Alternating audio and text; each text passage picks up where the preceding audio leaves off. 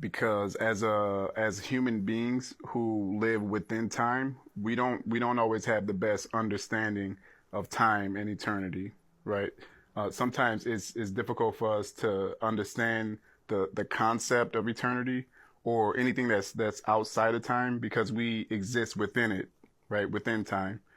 Because since we were born, time has always existed, right? So it's difficult for us to think or even conceptualize or visualize anything that's outside of time because our minds are trapped by time's parameters, right? Beginning, end, start, finish, birth, death, all parameters. That limits, right? That trap our thinking and that trap our conceptualization of time and of God.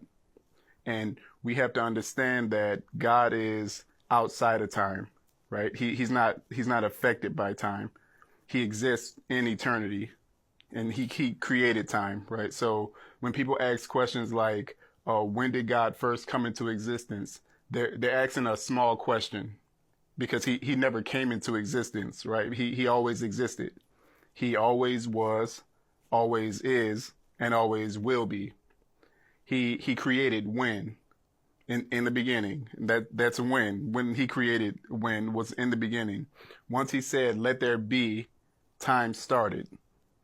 Genesis chapter 1 verse 5 says, "And evening passed and morning came, marking the first day," which tells us that the clock started once the days were being marked, right?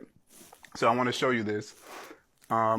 So this piece of floss, this is time, right? All of time, and everything around it, not just in this room, but everything around it is eternity. So everything that's not being taken up by this piece of floss is eternity, right? Eternity is vastly bigger, wider, just more, right? Way more than time. Time compared to eternity is microscopic, right? And God exists outside of time, outside of this. God exists in eternity. And that means that before time had a start and after time ends, God exists. In Isaiah 40, chapter 28, Isaiah 40, chapter 28 says, "Have you never heard? Have you never understood? The Lord is the everlasting God, the creator of all the earth. He never grows weak or weary. No one can measure the depths of his understanding."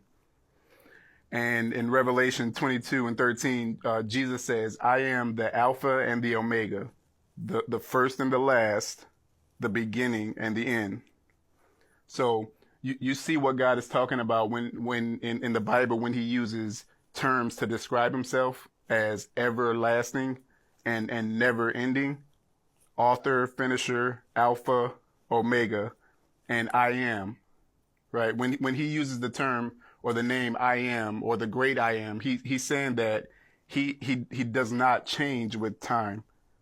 Not he was or will be or he's becoming or growing into anything. No, yesterday I am, today I am, tomorrow I am, right? Forever I am. Time changes, but God doesn't, right? Because he exists, his existence is not affected by this. It's not affected by time, and it's not trapped by its parameters or its limits. Time has a start and it has an end, right? God doesn't. He always existed, and he always will.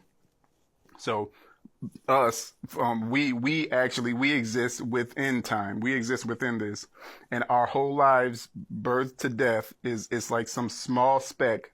I put a spot on here, but you probably can't even see it, and that's intentional. Your whole life is a small speck, a fraction of a speck within time, right? Within all of time. James chapter 4 verse 14 says, "How do you know what your life will be like tomorrow? Your life is like the morning fog. It's here a little while, then it's gone." So you see how limited our perspective is of God and of time, right? And that's why we ask small questions like where did God come from, or what was before God? there, there was no before God, right? There was no before. God started it all, right? And you can see how ridiculous it is for us to want the eternal God, who exists in eternity, to work or move on our behalf, in our own timing, right? That's a very subtle, very arrogant, and sometimes it's an immature way of thinking. 1 Corinthians chapter 13, verse 9 through 12 says, "Now our knowledge is partial and incomplete, and even the gift of prophecy reveals only part of the whole picture. But when the time of perfection comes, these partial things will become useless. When I was a child, I spoke and thought and reasoned as a child. But when I grew up, I put away childish things. Now we see imperfectly, like puzzling reflections in a mirror. But then we will see everything perfect, with perfect clarity. All that I know now is partial and incomplete. But then I will know everything completely, just as God knows me completely." So now we don't see it, right? We don't see or understand fully, but one day we will. So there's no point in wasting time trying to like fully understand and fully comprehend everything God is doing or trying to do, or just trying to understand all the mysteries of the world, because we never will, or we never will fully grasp it and fully comprehend in this lifetime.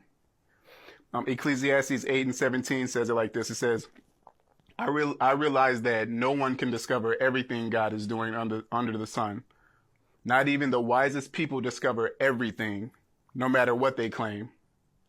You'll drive yourself crazy trying to uncover and discover all the mysteries and all the thoughts of God in this world, right? Just as eternity doesn't fit into the parameters of time, so does the plans and the thoughts and the mysteries of God not fit into the parameters of our minds, right?